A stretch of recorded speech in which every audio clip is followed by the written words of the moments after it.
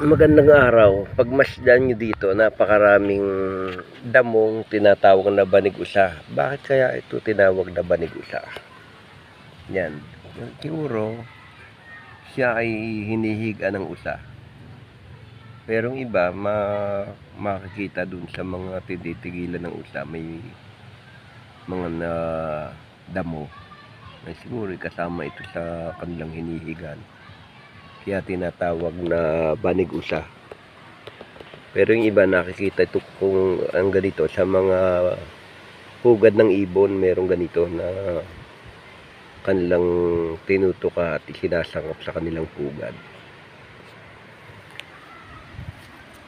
Yan, ito ang kaya nga lang yun nga ay ang tawag nga dito ay banig-usa.